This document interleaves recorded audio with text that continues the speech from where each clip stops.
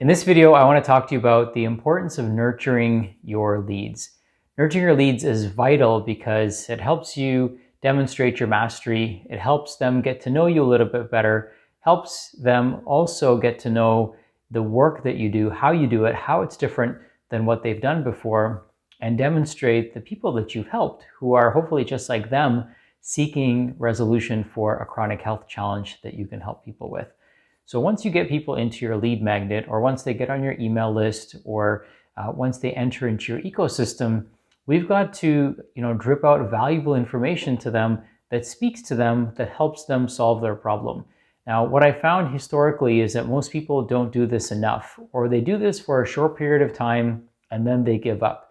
So I learned an interesting fact from Kusmich, and the numbers are always changing, but I think the example is pretty clear that about 90% of sales take place after 90 days.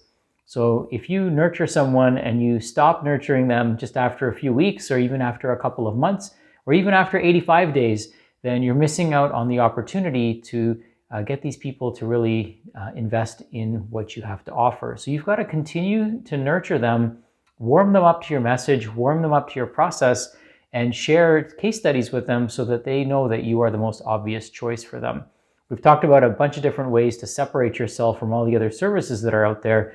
And one of the things that you want to do with your nurture sequence is allow your prospective clients to get to know you a little bit better. Share your story, share more about your family, share more about your journey, share more about why you do what you do, your stand, the solution that you have for the problem that they have.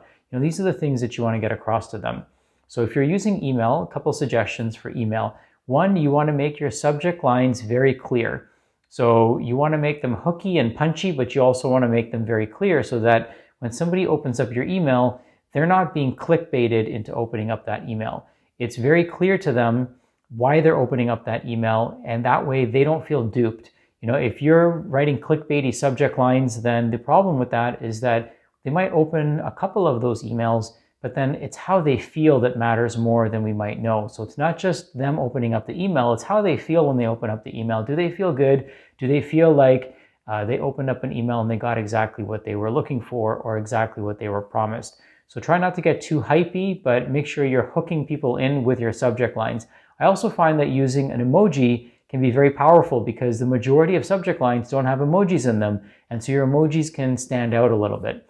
When you send your emails, try to use, language that you would use if you were having a conversation. Pretend you're writing an email to a friend who could benefit from this information. That's how you want to treat your clients. You want to speak to them like your friends. You don't want to speak to them in sales copy because that's not how you're going to build a relationship and connection with them. You're not an internet marketer. You're a practitioner. You're a friend. You're a colleague. You're somebody who's going to support them as their peer on this journey. You're their wise sage who's going to help them. So you've got to speak to them in a language that they can understand, in a language that makes them feel like they're a friend of yours. The frequency of nurturing people, you want to start off a little bit more aggressively in the beginning.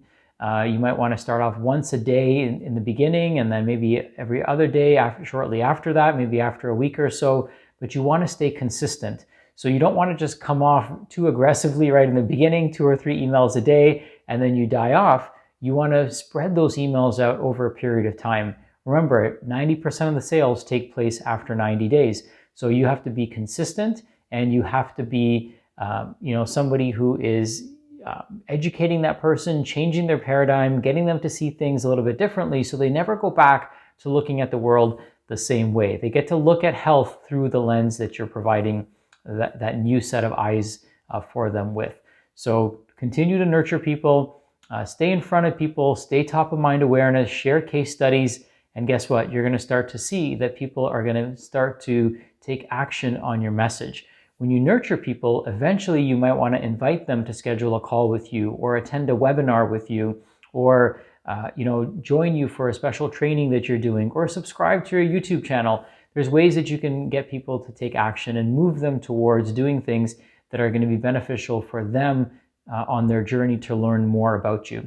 So I hope that helps. I hope that gives you some guidelines to follow and allows you to continue to love on your clients once they join your email list or once they're in your ecosystem with a steady cadence that feels good to you and also makes them feel welcome and loved and cared for. Hope that helps. I'll talk to you soon.